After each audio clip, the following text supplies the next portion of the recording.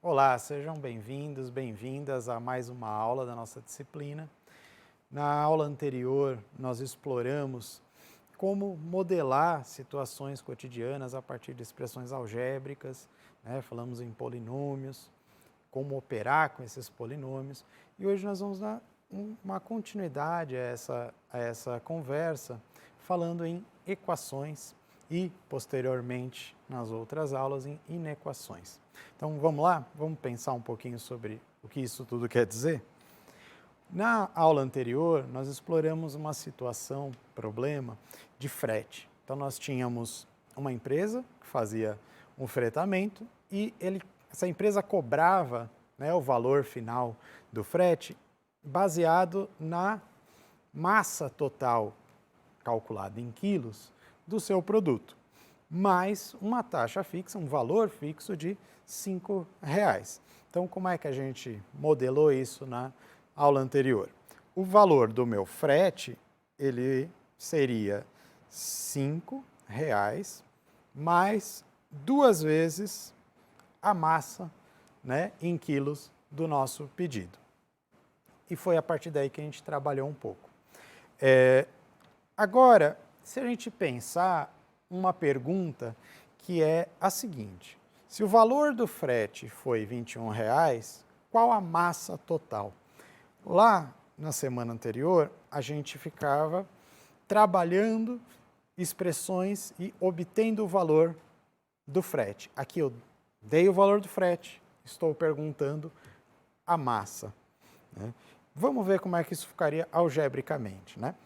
A nossa expressão, 21, que é o frete total, ele é 2 vezes m, que é a massa em quilos, mais 5. A pergunta é, qual é o valor de m? Como eu faço para descobrir isso, né? Qual é a estratégia que eu uso para obter esse valor de m? Bom, eu posso chutar valores. 1, por exemplo. 2 vezes 1, 2, mais 5, 7. É 21? Não, é diferente de 21. Posso seguir fazendo isso até que eu encontre um valor para m que satisfaça essa igualdade, ou seja, que torne essa igualdade verdadeira.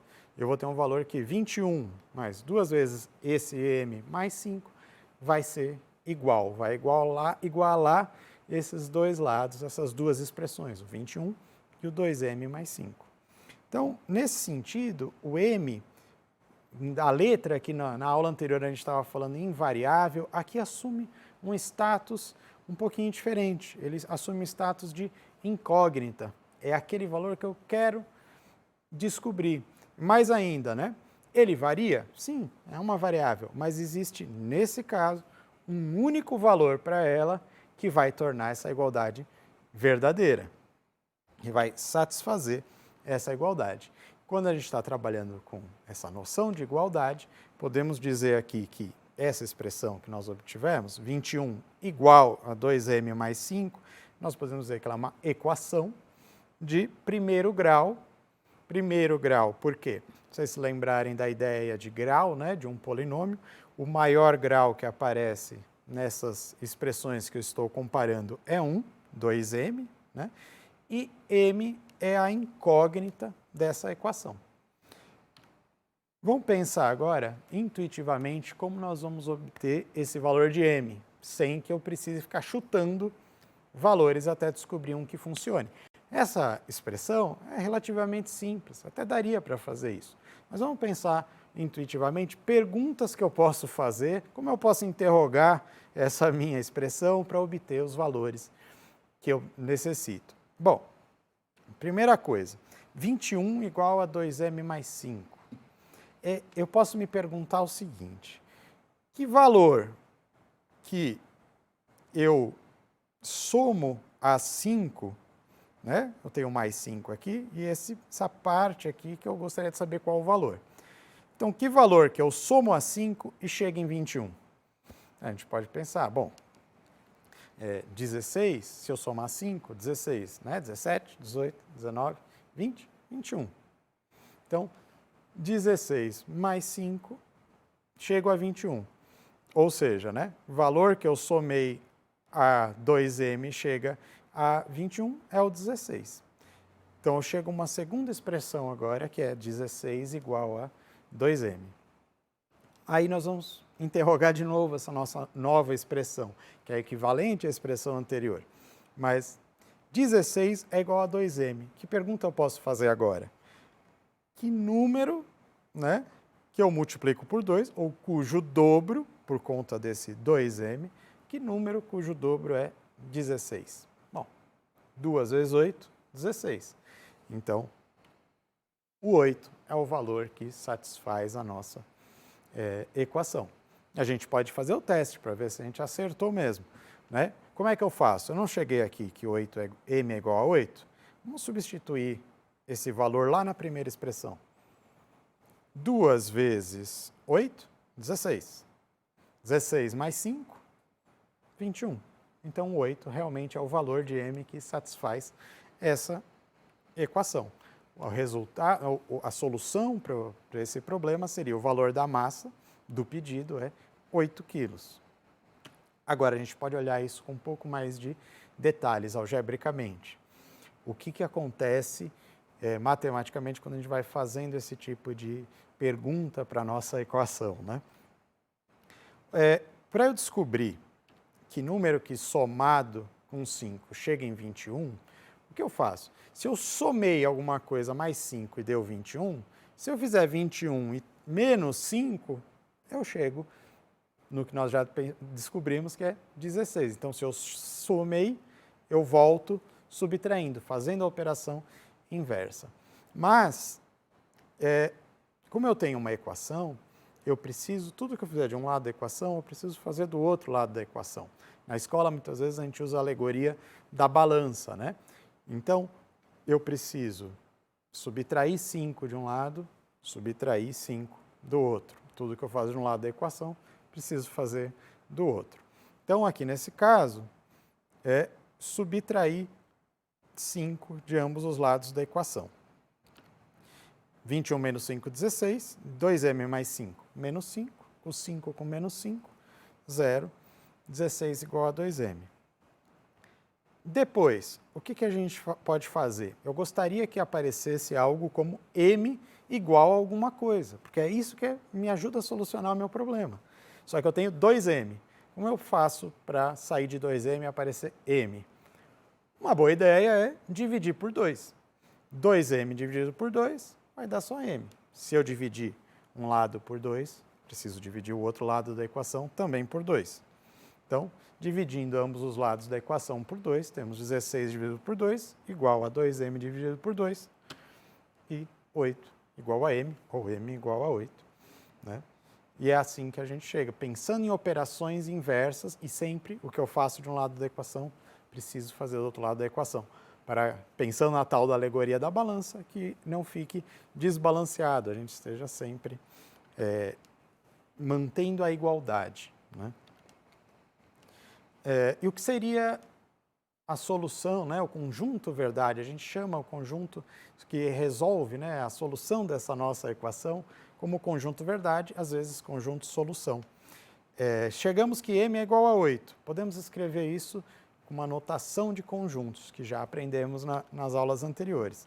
Posso chamar do meu conjunto verdade como o conjunto unitário 8, que é a nossa solução ali, m igual a 8. A gente pode pensar também o conjunto universo, né? O universo são todos os possíveis valores que respondem a esse contexto do problema. Né? Nesse caso, a gente vai pensar os números reais. Mas, se eu olhar mais afinadamente, a gente já conversou na última aula, né? Que nem todos os números que a gente pode obter fazem sentido naquele contexto específico. Aqui, por exemplo, nós estamos falando, o m representa o quê? Representa uma massa, em quilos. Faz sentido eu pensar números negativos? Não. Então, eu vou excluir os números negativos. Nesse caso, faz sentido eu pensar em números irracionais? Não. Né?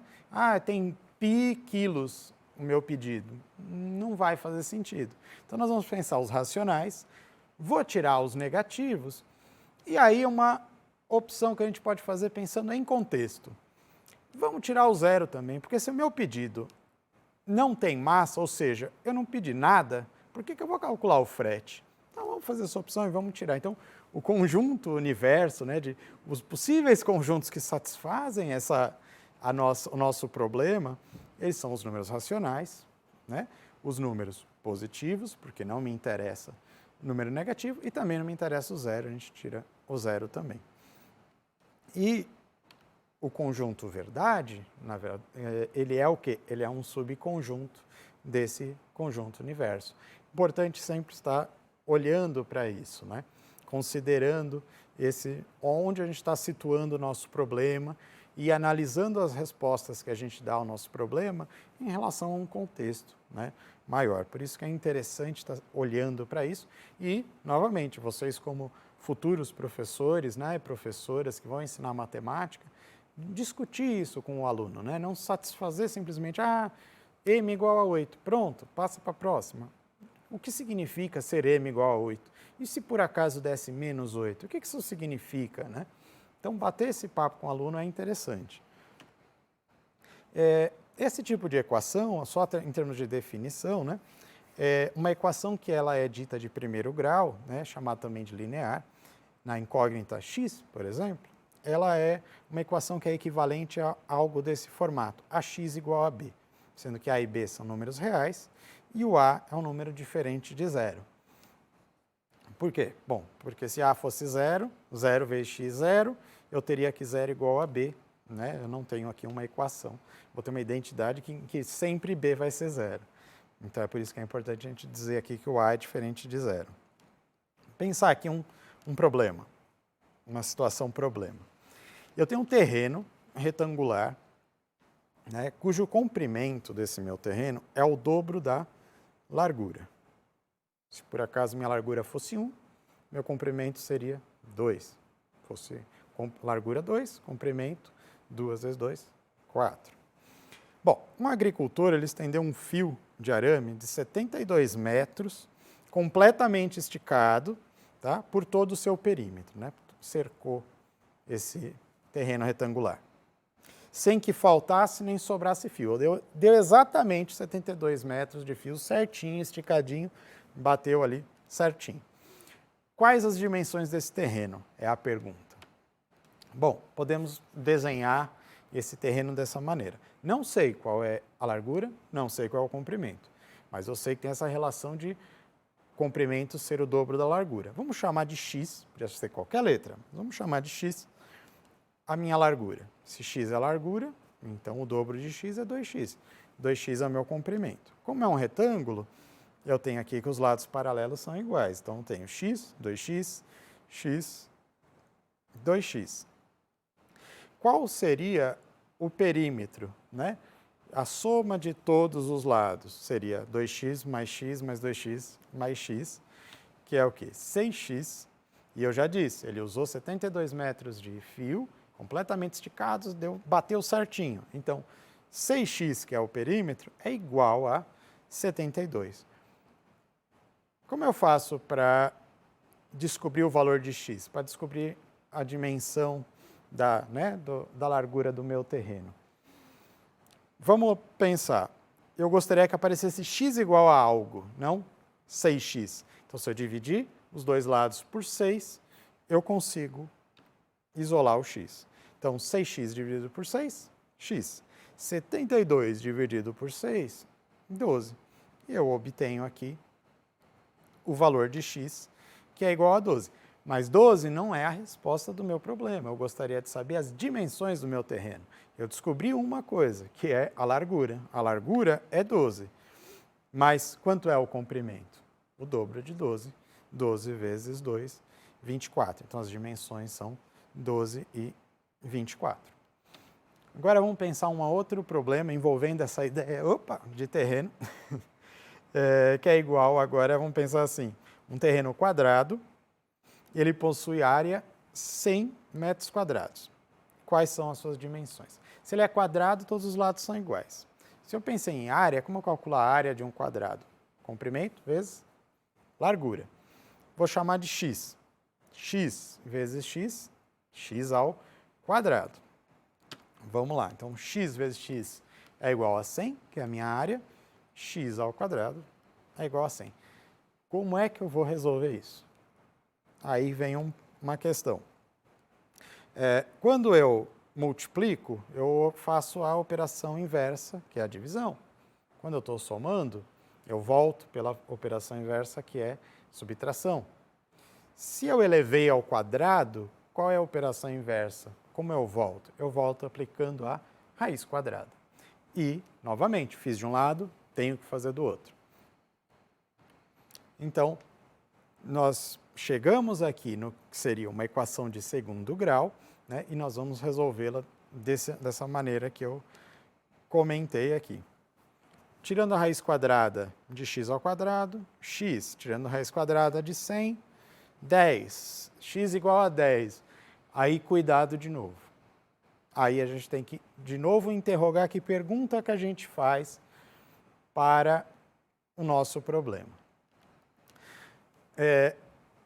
Qual é a pergunta que eu estou fazendo aqui? Eu não estou dizendo qual é a raiz quadrada de 100, eu estou perguntando qual número cujo quadrado é 100. 10 vezes 10 é 100. Beleza, mas menos 10 vezes menos 10 também é 100. Então, a resposta, né, a essa equação não é simplesmente 10. Ela tem que levar em consideração o menos 10 também. Então, vamos só dar uma olhadinha. Quando eu perguntar qual é a raiz de 100, a resposta não é mais ou menos 10. A raiz de 100 é 10, porque isso é uma identidade. É uma questão da maneira que eu estou perguntando, né? Agora, quando eu tenho uma equação dessa maneira aqui, eu não estou perguntando aqui qual é a raiz de 100. Eu estou perguntando que número, quando eu elevar ao quadrado, dá 100. E para isso eu tenho duas respostas. Pode ser o 10 e pode ser o menos 10. Quais os valores de x que satisfazem essa igualdade? É o menos 10 e o mais 10. Então, o conjunto verdade seria menos 10 e 10. Agora, vamos voltar ao contexto do qual a gente estava trabalhando. Menos 10 não faz sentido no nosso contexto, porque eu estou falando de medida. Não vou usar uma medida negativa, né? Então, para responder o meu problema, eu respondo usando o quê? Somente o 10, somente o positivo. Mas é bom ficar sempre de olho, porque se eu estiver trabalhando uma situação descontextualizada, se eu tivesse essa minha equação x² igual a 100, pura e simplesmente perguntasse quais as raízes, né, que x satisfaz essa equação, você teria que me responder mais 10 ou menos 10. Nesse contexto aqui, que eu estou falando de uma medida, de um terreno, né, não faz sentido menos 10, portanto a gente vai responder só 10. Fica sempre de olho qual o contexto que nós estamos trabalhando. Então, assim como nós comentamos sobre a resolução, né, uma definição, na verdade, né, de uma equação de primeiro grau, temos aqui uma definição, né, do que seria a cara, né, geral, o aspecto geral de uma equação de segundo grau. Então, uma equação é dita de segundo grau, também chamada de quadrática, né, aqui nesse caso na incógnita x, se ela tem um formato que é esse, ó, ax² mais bx mais c, sendo que a, b e c são números reais com a diferente de zero. Por que o a tem que ser diferente de zero? Pensa bem, se a for zero, 0 vezes x² vai dar zero. O que me sobra? bx mais c, que aí eu volto a ser uma equação de primeiro grau. Então, preciso que o a não seja zero, para eu ser uma equação justamente de segundo grau. Vamos ver como que a gente pode resolver algumas equações? Se a gente chegar nessa primeira, esse meu primeiro exemplo, x² igual a 36, se a gente pensar bem, eu posso resolver igualzinho eu resolvi a outra, do x² igual a 100, aplicando, né, passando a raiz quadrada em ambos os lados da equação. Mas eu vou fazer um pouquinho diferente para a gente pensar em outras estratégias possíveis de resolução. Vamos lá. Uma estratégia que eu vou usar aqui é o quê? Vamos subtrair 36 de ambos os lados da equação. O que isso acontece? Se eu subtrair x² menos 36 igual a, como fica o outro lado? 36 menos 36. Realizando essa conta, operando, 36 menos 36, 0. Então, chego a uma equação equivalente à primeira, que tem esse formato, ó, x² menos 36 igual a 0. Ah, tá, e agora como é que eu resolvo, né? Antes estava mais fácil, passando raiz quadrada para os dois lados, agora me complicou um pouco. Mas se a gente lembrar das aulas anteriores, eu posso fatorar essa expressão. Como é que eu posso fatorar essa expressão? Eu tenho um quadrado menos outro quadrado, tem uma diferença de quadrados, né? Então, eu consigo fatorar isso da seguinte maneira. X mais 6, 6² é 36, x menos 6. E como é que isso me ajuda a resolver a equação?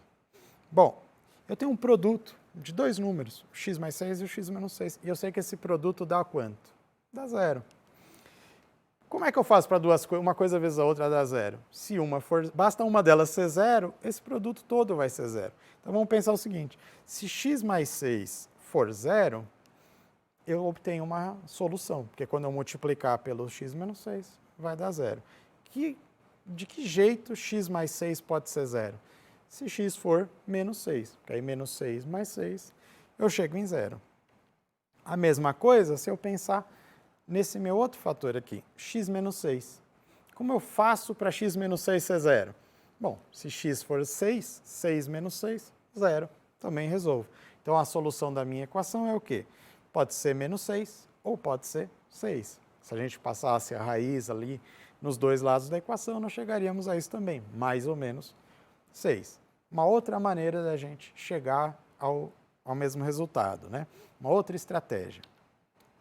E o conjunto verdade a gente pode escrever dessa maneira, né? As duas possíveis respostas, né? Soluções. Nessa outra equação, também vamos pensar em fatoração.